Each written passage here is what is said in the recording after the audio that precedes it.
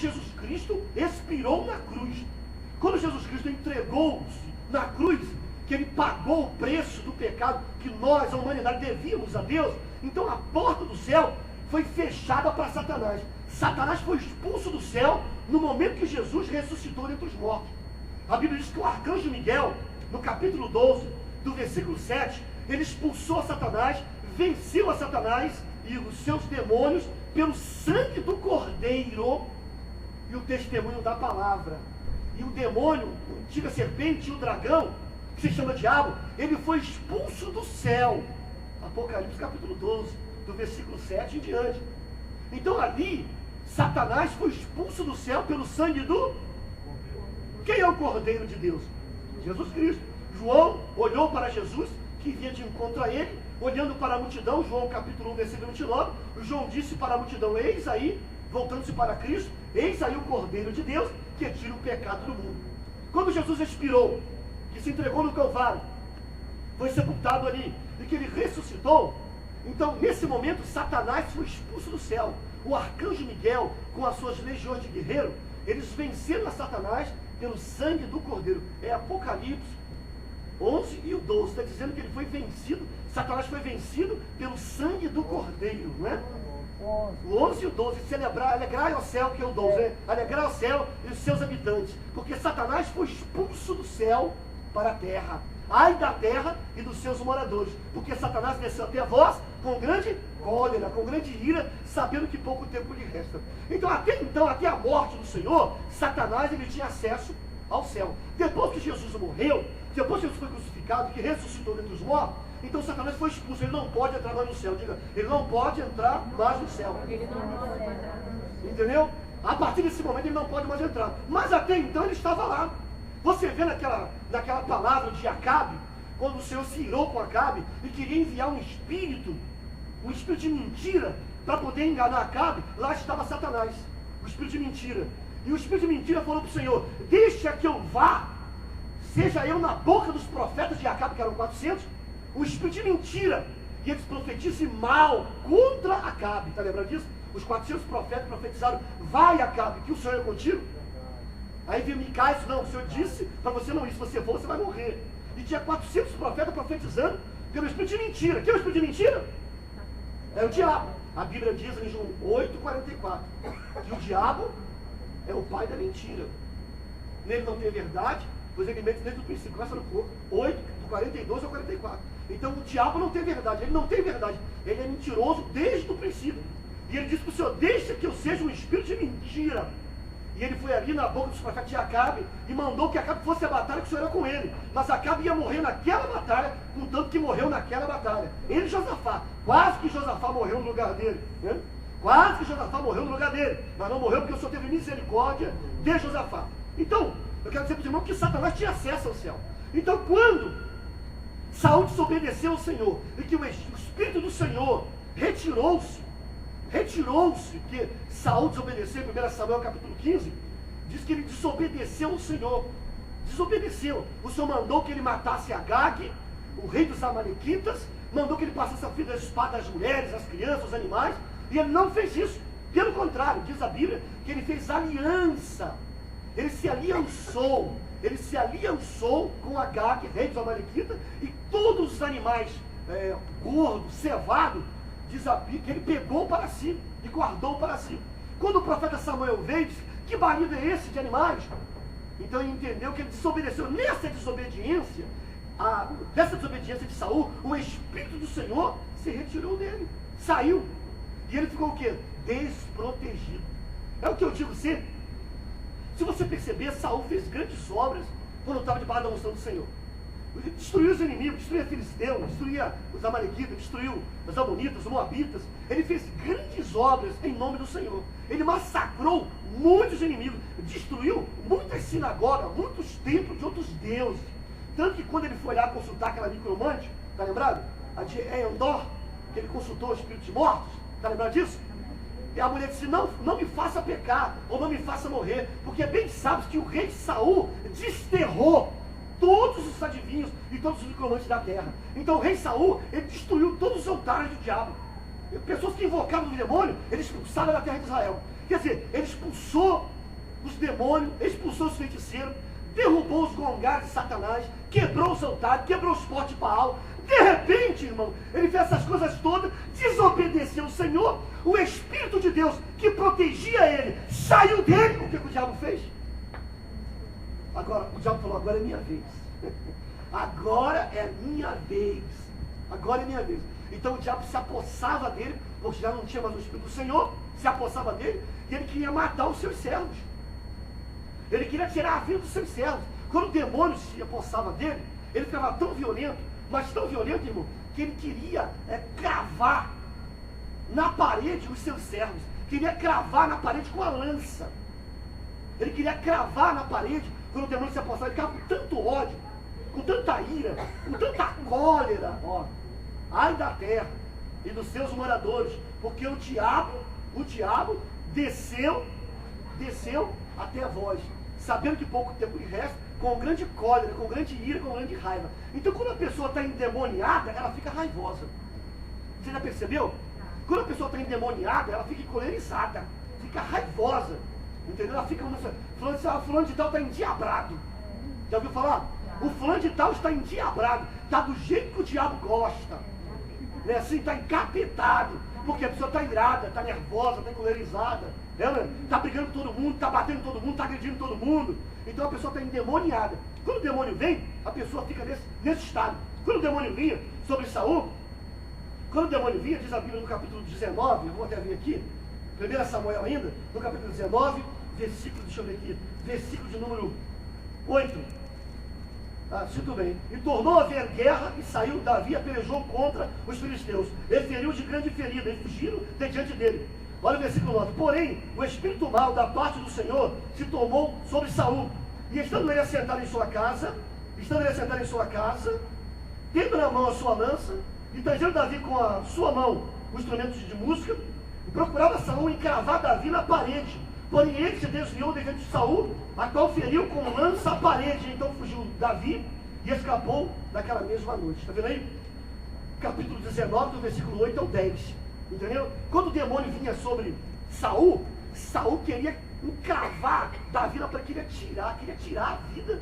Queria tirar a vida de Saul. E é interessante que esse mesmo Saul aqui no capítulo 16 mandou dizer ao pai de Davi, olha só. Então Saul mandou dizer a Jessé, 1 Samuel capítulo 16, versículo 22. Então Saul mandou dizer a Jessé, deixa estar Davi perante mim, pois achou graça aos meus olhos. Deixa estar Davi comigo, pois achou graça diante dos meus olhos. Olha o 21. E assim Davi veio a Saul, esteve perante ele. E Saul que amou muito. Amou muito.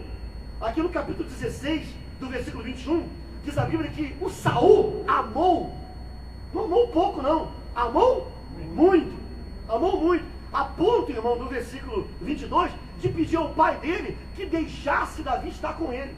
Mas isso aí é quando ele estava liberto, sem estar oprimido, sem estar possesso, entendeu? Sem estar possesso. Quando o demônio vinha sobre ele, no capítulo 19, do versículo 8 ao 10, o demônio vinha sobre ele de tal forma que ele queria matar Davi, ele queria matar a pessoa que ele disse que amava. Ele queria matar a pessoa que ele disse que amava. Ele queria tirar a vida daquela pessoa que ele disse que achou graça aos seus olhos, que ele gostou muito dele, e que se o pai dele poderia deixar Davi ficar para sempre com ele, se Davi podia estar na casa dele como um filho amado. Mas quando o capeta vinha, que o demônio vinha, que o diabo vinha, o bicho mudava. Você já viu esses maridos aqui que te amam, mulher? Eu te amo, você é a mulher da minha vida, e você é tudo para mim, eu quero fazer tudo de bom para você, eu quero morrer, eu quero estar ao seu lado até o resto da minha vida, eu quero só que a morte nos separe, é aquela coisa, entendeu? Aquele amor que chega a trazer um pouco de inveja daquelas pessoas que não têm, não é isso? Mas eu amo muito essa mulher linda, maravilhosa, cheirosa, aquela coisa, mas é aquele pompom, não é?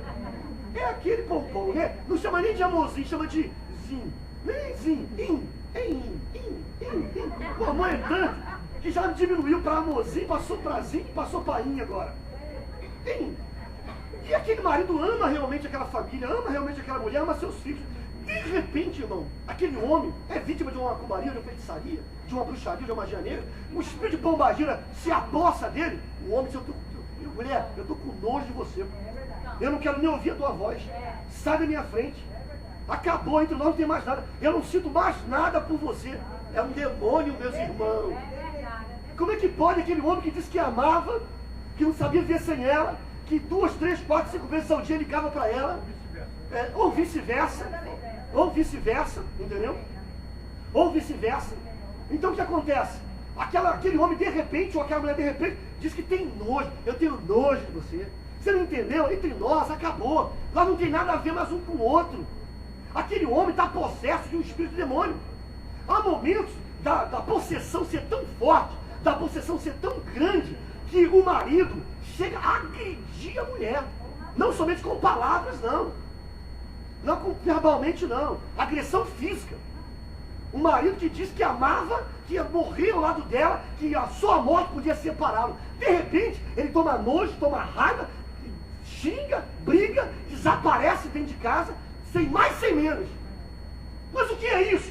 Tem um demônio por trás disso. Tem um diabo por trás disso. Aquele filho obediente, aquela filha obediente, aqui é exemplar, é um filho exemplar, é uma filha exemplar, é uma filha que é elogiada por tudo e por todo. De repente, vira uma rebeldia, se torna uma rebelião, se transforma dentro de casa, se transforma. Não respeita mais o pai, não respeita mais a mãe, não respeita mais ninguém, se torna uma pessoa agressiva, uma pessoa violenta, respondona, uma pessoa má. Mas o que aconteceu? Um espírito maligno se apossou dela, ou se apossou dele, se apossou naquela vida. Mas, e agora? O que vamos fazer? Vamos fazer o que Davi fez. Davi pegava a sua harpa e louvava o Senhor. E o demônio, o diabo, o espírito imundo, saía. No momento que Davi louvava, que Davi engrandecia o nome do Senhor, no momento que Davi buscava a face de Deus, Davi trazia a presença do Senhor para perto dele. O demônio que estava em Saul, quando via a presença de Deus que estava sobre Davi, o demônio fazia o quê? Se retirava. Tem caso que a filha não pode ver a cara da mãe. É ver e é brigar. Tem casos que a mãe não pode ver a cara da filha, é um ódio que ela tomou do filho e da filha. E a filha também tomou da mãe. Mas o que é isso? Tem um demônio por trás disso, que só vai sair quando você, servo de Deus, servo do Senhor, trouxer a presença de Deus. Trouxer a presença de Deus para a tua vida. Quando você trouxer a presença de Deus para onde você está, na tua vida, o demônio que está usando aquela pessoa, o demônio que está possuindo aquela pessoa, o demônio que está fazendo aquela pessoa tornar agressiva, rebelde, mal criada, aquele demônio, ao ver a presença de Deus na tua vida, emanar na tua vida, o demônio que está lá, ele vai sair. Davi trazia a presença de Deus louvando. O louvor é uma das estratégias de trazer a presença de Deus. Eu não sei se vocês lembram daquela ministração que eu falei do profeta Eliseu, que ele diz, cavai nesse deserto covas e covas, porque vocês não verem chuva, não verem nuvem, não verem vento, mas contudo esse vale se encherá de água. Não foi isso? Uma profecia? Mas antes da ministração da profecia, em 2 Reis capítulo 3, depois você anote aí, capítulo 3, versículo 15, o Eliseu perguntou, tem algum tangedor aqui? Tem alguém aqui entre vós que louve ao Senhor? Que louve ao Senhor? Aí disse, tem um rapaz aí que toca harpa, que louva o Senhor. Aí diz, então trouxeram o tangedor, e o tangedor quando começava a tocar, começava a tanger, começava a engrandecer o Senhor, naquele momento de adoração, diz a Bíblia que o Espírito do Senhor veio sobre Eliseu, 2 Reis, né? Capítulo 3, versículo 15. O Espírito de Deus veio sobre Eliseu, sobre ele, e nessa unção ele profetizou que o vale se encheria de água. Mas antes da unção se aproximar, antes da unção chegar, antes da unção estar ali, foi preciso o quê? Louvar. Então o louvor que traz a presença do Senhor é uma estratégia poderosa para você trazer libertação dentro da sua casa. Você trazer libertação na vida daquelas pessoas que outrora disse que te amava, mas agora diz que te odeia. Outrora disse que gostava de você e que achava graça, você tinha graça aos seus olhos. E agora, quando ela olha aos seus olhos, aos olhos dela, chega a se faiscar ódio nos olhos. Essa pessoa está endemoniada. Você não pode brigar com essa pessoa. Você não pode guerrear. Diz a Bíblia no capítulo 19, do versículo 8 ao 10 de 1 Samuel, que quando Saul lançava a sua lança para encravar Davi na parede, Davi se esquivava da lança. Davi não apanhava aquela lança e tornava a lançar sobre Saul. Não. Davi entendia que Saul o amava, gostava dele, ele queria o seu bem. Davi entendia que diante de Saul, liberto, ele achou graça. E que aquele Saul que queria matá-lo não era o Saul verdadeiro, aquilo ali era um homem possesso de demônios, possesso de espírito. Era uma pessoa endemoniada. Era uma pessoa endemoniada. Há certo de entender que o demônio, ele só pode entrar no corpo de uma pessoa que não tem Deus, ou que não tem o Espírito de Deus. Você pode perceber que o demônio só entrou em Saul depois que o Espírito do Senhor se retirou dele. Foi ou não foi? Depois que o Espírito do Senhor se retirou de Saul, como diz a Bíblia em 1 Samuel 16, 14, em diante, aí o demônio entrou no corpo dele. Mas quando o Espírito do Senhor estava lá, o demônio não entrou. Eu me lembro aquele versículo de Lucas 11, já uma advertência para nós, que nós temos que vigiar e orar, que o diabo, ele é expulso de um corpo, anda por lugares áridos, lugares secos, buscando outro repouso, buscando outro lugar para poder morar, outro corpo para poder entrar. Não achando, o diabo diz, voltarei para a minha antiga casa. E diz ali no capítulo 11 de Lucas, no versículo 24 em diante, que o demônio vem e olha, se aquela casa estiver vazia, casa vazia, ele diz, voltarei para a minha antiga casa, porque ali está o quê? Vazia. Então o demônio vem, entra ali, mora ali, habita ali, reside ali e traz mais 7 espíritos piores do que ele. Então o demônio, ele só entra no corpo de uma pessoa que não tem o Espírito do Senhor, que está fraca, espiritualmente ela está fraca, espiritualmente essa pessoa está fraca. Está entendendo? Quem tem o Espírito Santo, quem tem o poder de Deus, quem tem a glória do Senhor, quem tem o fogo, quem tem a unção, quem tem o fogo, quem tem o óleo, quem tem a presença do Espírito Consolador em sua vida, nessa pessoa o diabo não entra. Amém? É aquele versículo lá que nós sempre declaramos aqui, de 1 João capítulo 5, versículo, que aquele que é nascido de Deus, o diabo não? Amém? 1 João capítulo 5, versículo 18. Quem é de Deus, o maligno não lhe toca, pois o mundo jaz do maligno. Nós estamos no mundo? Estamos no mundo, mas não somos do mundo. Por isso, o maligno não nos toca. Não nos toca se nós estivermos na presença do Senhor e com o Espírito de Deus nos selando nossas vidas. Então o demônio não pode entrar. Então às vezes, meu irmão, você está brigando com pessoas que você acha que está brigando com a pessoa, você está brigando com o próprio diabo. É o próprio demônio, é a própria pombagira, o próprio tranca-rua, o próprio Zé Pilintra, Maria Padilha. Você está brigando com o demônio. Está brigando, está discutindo com o demônio quer te tirar da unção. O demônio, ele quer tirar da presença do Senhor. O demônio, ele quer tirar você dos caminhos do Senhor, da presença do Senhor. Ele quer que você peque com o Senhor, contra o Senhor, com a língua. Que é Tiago capítulo 3. Você tem que controlar a sua língua. Se você controlar a sua língua, você será varão perfeito. E o diabo quer que você peque contra Deus. Então o diabo vai fazer você sair da frente de Deus. Eu estou discutindo com a pessoa, porque o fulano é isso, fulano é aquilo, fulano é aquilo. O fulano é uma bênção. O fulano é uma maravilha. O que está por trás do fulano, ou o que está dentro do fulano, é o que está causando todo esse transtorno, toda essa discórdia, todo esse desentendimento, toda essa briga. Está entendendo? Toda essa desordem na família. É o que está dentro dele. O que está por trás, o que está dentro dele, é que está fazendo isso. Agora você tem que ter esse discernimento. Entendeu? O apóstolo São Paulo, no livro de Efésios, no capítulo 6, se você puder abrir, você abra, no versículo 10, 6, 10, ele diz: amados irmãos, amados e queridos irmãos, a nossa luta, a nossa guerra, a nossa peleja, não é contra mas é contra os principados, contra a potestade, contra as hostes do mal nos lugares celestiais. Então, o que você tem que entender, meu querido, isso, Efésios capítulo 6, versículo 10. O que você tem que entender, o que você tem que compreender, o que você tem que, nessa noite, aceitar, que aquela pessoa que hoje está te odiando, na verdade, essa pessoa te ama. Na verdade, essa pessoa, ela quer o teu bem. Na verdade, essa pessoa, ela gosta de você. O que está por trás dessa pessoa, ou o que está dentro dessa pessoa, é o que está causando todo esse transtorno. Agora você tem que ter essa visão espiritual. Você tem que ter a visão. Em vez de você brigar, em vez de você discutir, em vez de você revidar, por que você não louva o Senhor? Louva o Senhor. Dobra teu joelho, irmão. Entra para o quarto, vai orar. Dá uma saidinha lá fora. Vai ver as coisas como é que está lá fora no quintal, na varanda, na rua. Não fica sendo envolvida por Satanás, não. Porque senão, meu irmão, você vai perder a sua bênção.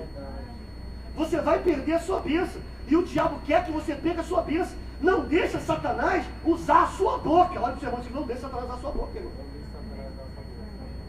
Entendeu? Não, mas eu falo mesmo, eu falei mesmo, é porque ele tem que ouvir isso, ele tem que saber que não é assim não é desse jeito, não é ele não, meu irmão. Tem um demônio por trás disso. Eu já vi pessoas se tornarem inimigas de uma outra pessoa. Depois de algum tempo, aquela pessoa que era inimiga converte ao Senhor. E depois aquela pessoa que era inimiga chama aquela pessoa que ela tinha um ódio tremendo. Você olha, fulano, eu não sei porque eu tinha ódio de você. Então, porque você nunca me fez nada. Mas agora que eu estou na igreja eu entendo. Era o diabo que estava na minha vida. Era o diabo que estava na minha vida que fazia eu ter ódio de você. Porque você está na presença do Senhor. Então quando eu estava nas trevas eu tinha ódio de você. Eu tinha raiva de você. Aí quando você sabe que tem alguém que tem raiva de você, você diz, eu também não gosto dele, para mim tanto faz. Ele não gosta de mim, eu também não gosto dele. Então uma coisa pela outra. Mas não é isso, irmão. Não é isso. Saul amou Davi. Amou Davi. 1 Samuel, capítulo 16, versículo 21 e 22. Saul amou Davi e Davi achou graça nos seus olhos. No capítulo 17, 19, Saul queria matar. Saul queria tirar a vida de Davi. Saul tomou um ódio de Davi, um ódio, que caçou Davi por todo Israel para tirar a vida dele. E Davi, além de ser o seu pai de arma, seu guarda-costas, Davi ainda era o seu genro, que era casado porque Davi era casado com Mical, que era filha de Saul. E ele ganhou a mão de Mical quando derrotou o gigante Golias. Entendeu? Saul disse, aquele que venceu o gigante vai casar com a minha filha. Davi venceu o gigante, casou-se com Mical, que era filha de Saul, e tornou-se genro do rei. Genro do rei. Olha só, tornou-se genro do rei. E esse mesmo rei, que amava Davi, que gostava de Davi desde que ele era solteiro, depois tornou-se genro, esse mesmo sogro queria tirar a vida do genro. Essa briga aí que as noras têm nas sogras, você acha que isso é uma coisa natural? Entendeu? Às vezes a sogra é uma pessoa maravilhosa, mas a nora já tem aquilo na cabeça, que sogra não vale nada. E a sogra é uma bênção. A sogra é uma maravilha, mas na mente dela, a sogra não vale nada. Quem está por trás disso? Tem sogras, irmão, tem sogras que a pessoa já perdeu a mãe, a sogra é como se fosse uma mãe para a nora. Mas sempre tem aquela palavra, jogando a nora contra a sogra. Não tem essa palavra que joga o genro contra o sogro. Já viu jogar o genro contra o sogro? Não tem. Não tem genro contra o sogro. Por quê? Não tem. Tem a nora contra a sogra. Que a sogra não vale nada, que a minha sogra já era, que a minha sogra nem conhece a sogra direito. Ela, que a minha sogra tem um filho só para ela, que a minha sogra, ela quer mandar em tudo, que a minha sogra quer se meter em tudo. Deus me livre da minha sogra. Eu quero morar bem longe da minha sogra. E ver aquela sogra, ela pode ser a sua segunda mãe. Mas por trás disso aí já tem uma palavra maliciosa, uma palavra maldita, uma palavra demoníaca que o diabo já plantou na humanidade, que é a contenda, a desavença entre a nora e a sogra. Entendeu?